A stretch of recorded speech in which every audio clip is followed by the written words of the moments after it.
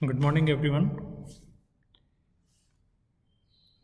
आज हम बात करेंगे ट्रांसलेशन प्रोसेस के बारे में। ट्रांसलेशन जीन एक्सप्रेशन का एक इम्पॉर्टेंट फिनोमेना है।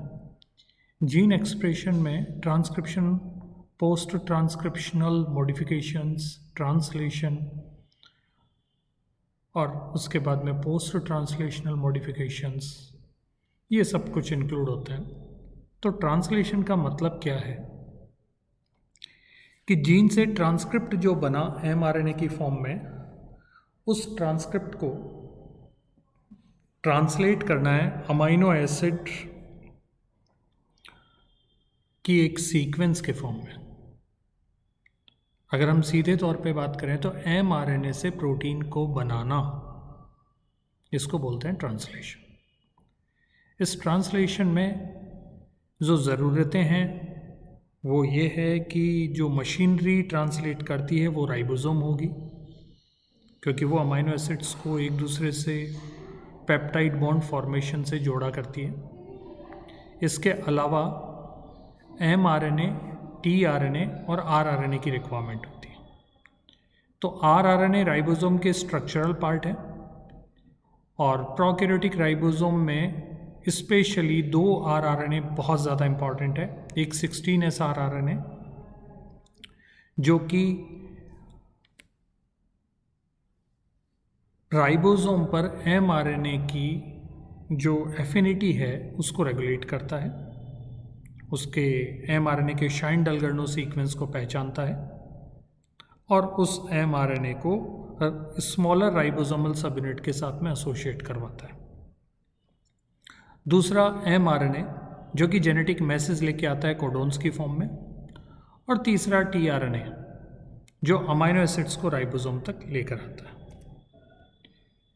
ठीक है, जो एमआरएनए है उस एमआरएनए में जिस हिस्से का ट्रांसलेशन होना है उस हिस्से को बोलते हैं ओआरएफ। ये कोडोन की वो स्ट्रिंग है जो स्टार्ट कोडोन से शुरू होकर स्टॉप कोडोन तक खत्म होती है, और स्टार्ट कोडोन पहला अमाइनो एसिड स्पेसिफाई करता है। उसके बाद में अगले तीन जो न्यूक्लियोटाइड्स हैं जो कि अगले कोडोन का हिस्सा हैं वो एक दूसरे अमाइनो एसिड को स्पेसिफाई करते हैं, और इसी तरीके से हर कोडोन जो कि एक ट्रिपलेट है वो एक अमाइनो एसिड को स्पेसिफाई करता चला जाता है जब तक स्टॉप कोडोन एनकाउंटर नहीं हो जाता राइबोसोम को। स्टॉप कोडोन पे ट्रांसलेशन को रोक दिया जाता है। प्रोकैरियोट्स के केस में usually majority of cases, in the cases of 98% situations, AUG is used as a start codon, but sometimes GUG is also used as a start codon. But in case of eukaryotes, it has been seen that the start codon is always and always AUG. Point number one. Point number two, bacteria में AUG हो चाहे GUG हो as a start codon, वो हमेशा phenyl methionine को, formal methionine को specify करता है, जबकि यूकैरियोट्स में वही AUG जो स्टार्ट कोडोन के तौर पे है वो मिथियोनिन को स्पेसिफाई करता है। इस तरीके से स्टार्ट कोडोन दो फंक्शंस को अंजाम देते हैं। पहला, वो फर्स्ट अमाइनो एसिड को तय करते हैं कि कौन सा अमाइनो एसिड आने वाला है, और दूसरा वो रीडिंग फ्रेम को तय करते हैं कि किस फ्रेम में कोडोन्स को रीड किया जाए। ओके, अब हम बात करते हैं राइबोसोम के बारे में। तो ट्रांसलेशन प्रोसेस को समझने के पॉइंट ऑफ व्यू से राइबोसोम को हमें फंक्शनल साइट्स के पॉइंट ऑफ व्यू से समझना पड़ेगा कि उनमें कौन कौन सी फंक्शनल साइट्स हैं। उनमें तीन मेजर साइट्स होती हैं, A site, P site and E site. A site वो साइट है जहाँ पे अमाइनो एसाइल टीआरएनए आता है और बाइंड करता है। What is the meaning of amino acyl tRNA? वो टीआरएनए जिस पर एक अमाइनो एसिड लगा हुआ है। ओके, P साइट ये वो साइट है जहाँ पे पेप्टाइडल टीआरएनए बाइंड करता है। What is the meaning of peptidyl tRNA? Any tRNA that is having at least one peptide bond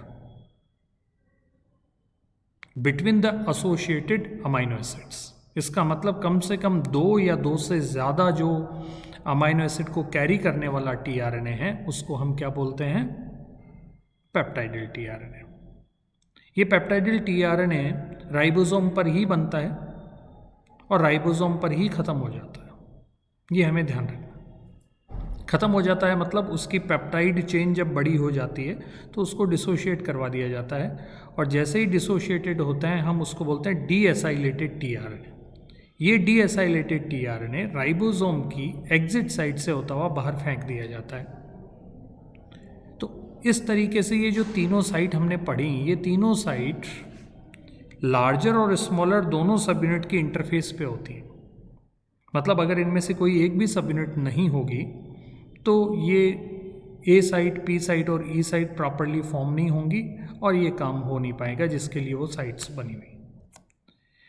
इसके बाद में हम एक ब्रीफ ओवरव्यू लेते हैं कि राइबोसोम साइकिल मतलब कैसे ये प्रोसेस होती है। तो इस प्रोसेस में जो स्टेप्स हैं, माइनर स्टेप्स हैं, वो कैसे कैसे होती है, तो वो आप यहाँ पे बहुत आसानी से देख रहे हैं कि सबसे पहला जो ज़रूरत है वो ये है कि राइबोसोम की दोनों सब यूनिट्स का डिसोशिएटेड होना बहुत ज़रूरी है। अगर वो डिसोशिएटेड हैं well and good, otherwise translation initiation factors उनको डिसोशिएट करते हैं, और डिसोशिएट होने के बाद में स्मॉलर राइबोसोमल सब यूनिट जो कि प्रोकैरियोट के केस में 30th राइबोसोमल सब यूनिट है और यूकैरियोट के केस में 40th राइबोसोमल सब यूनिट है, उस पर mRNA और tRNA बाइंड करेंगे और उसके बाद में लार्जर सब यूनिट वहाँ पे रिक्रूट होगी और पूरा का पूरा राइबोसोमल कॉम्प्लेक्स बनेगा, इनिशिएशन ट्रांसलेशन इनिशिएशन कॉम्प्लेक्स बनेगा। और फिर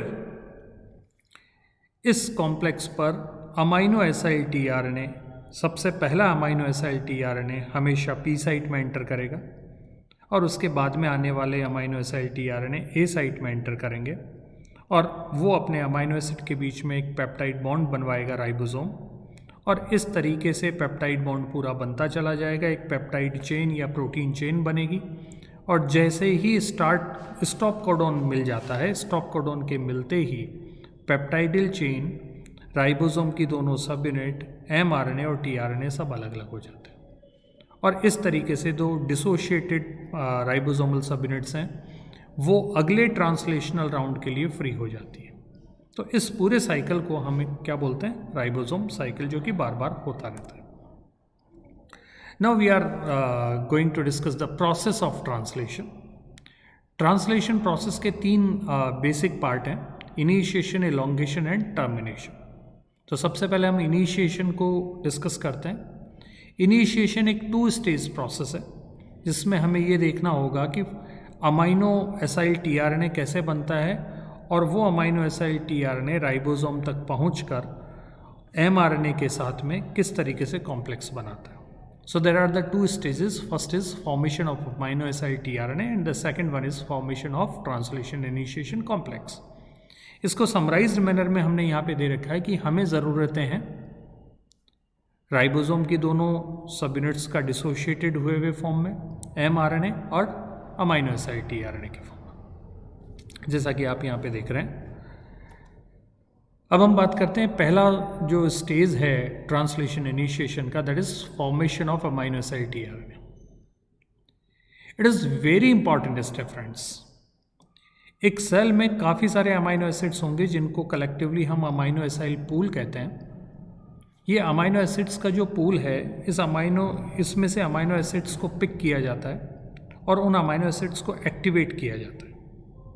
एक्टिवेट करने का मतलब हुआ कि अमाइनो एसिड को एटीपी के साथ में रिएक्ट करवाया जाता है और उससे जो 2 हाई एनर्जी बॉन्ड की एनर्जी है उसको काम में लेते हुए AMP को अमाइनो एसिड के साथ में एसोसिएट कर दिया जाता है और ये अमाइनो एसिड के कौन से टर्मिनस पर? C टर्मिनस पर एसोसिएट कर दिया जाता है।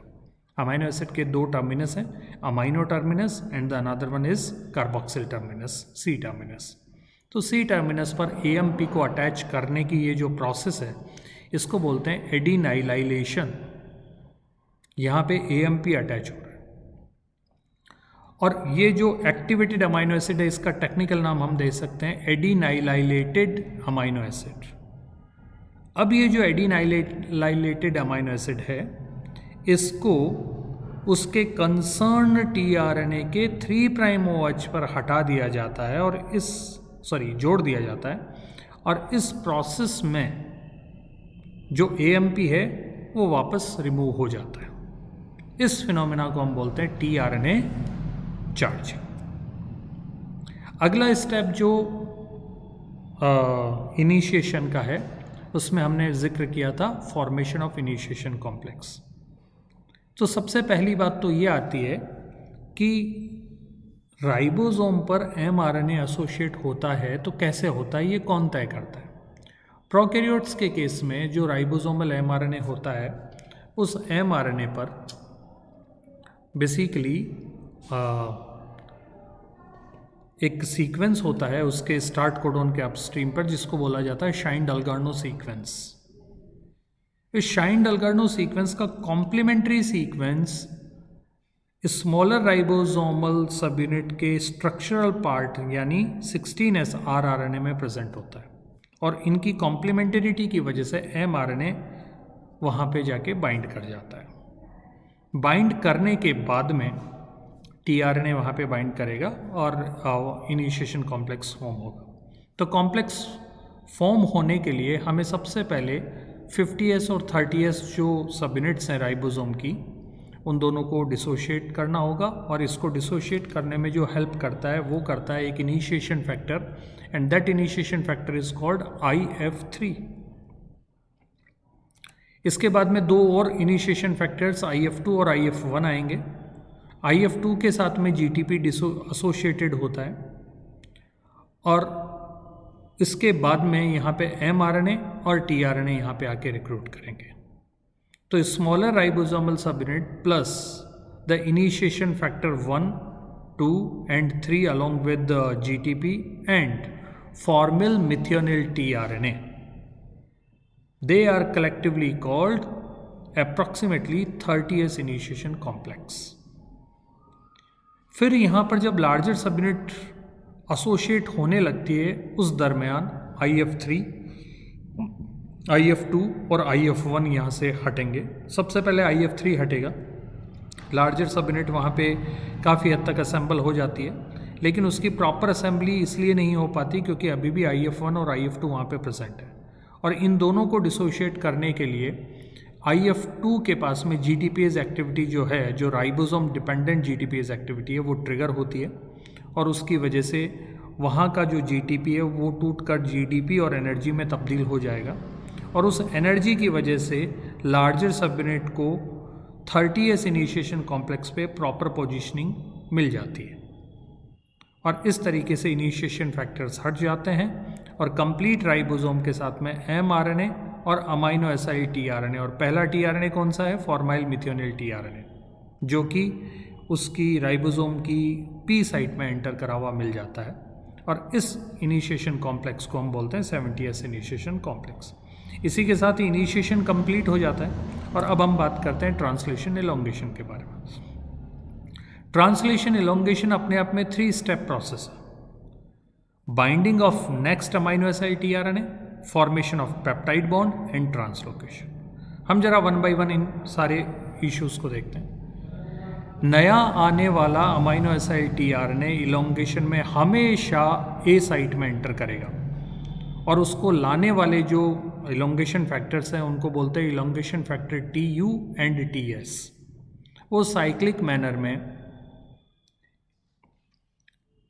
अमाइनो एसिड tRNA को लेकर आएंगे, ठीक है, और उसमें एक GTP का खर्च होता है, और इस तरीके से नया आने वाला अमाइनो एसिड tRNA हमेशा A साइट में एंटर हो गया, और इनिशिएशन का जो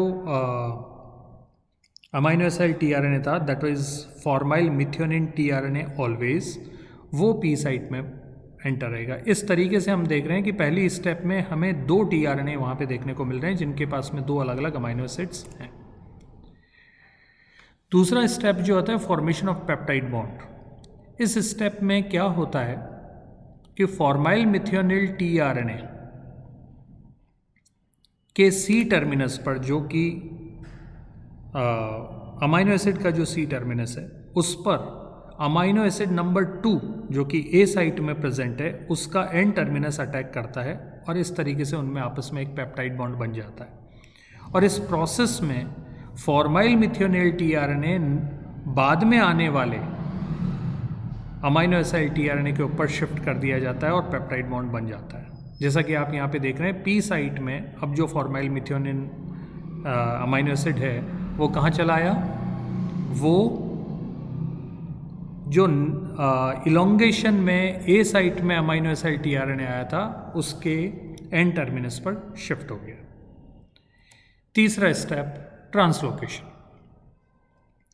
ट्रांसलोकेशन में ये होता है कि राइबोसोम एमआरएनए के along 5 prime to 3 prime direction में एक कोडोन शिफ्ट कर दिया जाता है और इस शिफ्टिंग के साथ ही जो पेप्टाइडल टीआरएनए ए साइट में था उसको पी साइट में लाया जाता है और जो पी साइट में था उसको एग्जिट साइट से होते हुए बाहर निकाल दिया जाता है और इस तरीके से ए साइट वैकेंट हो जाती है, जो कि अगले इलोंगेशन राउंड के लिए नए अमाइनो एसिड टीआरएनए के लिए ज़रूरी है। ठीक है, तो इस स्टेप को हम बोलते हैं ट्रांसलोकेशन। और इस तरीके से मल्टीपल अमाइनो एसिड्स ऐड होते रहते हैं, उनमें पेप्टाइड बॉन्ड बनता रहता है और इलोंगेशन, ये प्रोसेस हर अमाइनो एसिड को एंटर करवाने के लिए एक इलोंगेशन प्रोसेस चलती रहती है। ये जो ट्रांसलोकेशन है इसमें भी एक जीटीपी का खर्च हो रहा है। तो आप देख पा रहे हैं कि जो इलोंगेशन स्टेप है उसमें 2 जीटीपी का खर्चा आता है, जो उसकी पहली सब स्टेप है binding of amino acid tRNA और फाइनल ट्रांसलोकेशन, दोनों में एक एक जीटीपी को यूज़ होता है। And finally we are going to discuss the translation termination. Translation termination तब होता है जब राइबोसोम की ए साइट में एमआरएनए का स्टॉप कोडॉन एंटर करता है।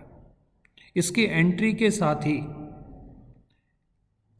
कोई भी ऐसा टीआरएनए यूजुअली नहीं मिलता जिसका एंटी कोडोन ए साइट में स्टॉप कोडोन को रिकग्नाइज कर ले। इस वजह से यहाँ पे कोई भी टीआरएनए आ नहीं पाता और उसी मौके पर अगर लंबे टाइम तक ऐसा सिचुएशन रहता है तो रिलीजिंग फैक्टर्स वहाँ पे आते हैं और ये जो रिलीजिंग फैक्टर्स होते हैं वो रिलीजिंग फैक्टर्स एक मिमिक्री करते हैं, वो एक अमाइनो एसिड टीआरएनए के तौर पे, और ट्रांसलोकेशन स्टेप के थ्रू जो पेप्टाइड चेन बना हुआ था उसको फाइनली वाटर मॉलिक्यूल पे ट्रांसफ़र करवा दिया जाता है। That is called peptidyl hydrolysis. तो यहाँ पे ये पेप्टाइडल ट्रांसफरेज का जो काम है, जो कि 23S और 23S rRNA बेसिकली करता है, जो कि लार्जर सब यूनिट का पार्ट है राइबोसोम का, तो वही ये पेप्टाइडल हाइड्रोलिसिस भी करेगा। लेकिन नॉर्मली पेप्टाइडल ट्रांसफरेज एक पेप्टाइडल चेन को एक अमाइनो एसिड पे ट्रांसफ़र करता था, लेकिन यहाँ पे वो अमाइनो एसिड क्योंकि है नहीं, क्योंकि ऐसा कोई टीआरएनए अमाइनो एसिड टीआरएनए आया ही नहीं जिसका एंटी कोडोन ए साइट में एमआरएनए के कोडोन से रिकग्नाइज हो रहा है, इसलिए फाइनली इसको वाटर मॉलिक्यूल पे ट्रांसफ़र करवा दिया जाता है और इस तरीके से ट्रांसलेशन टर्मिनेशन प्रोसेस कंप्लीट हो जाती है। Thank you so much. Stay blessed.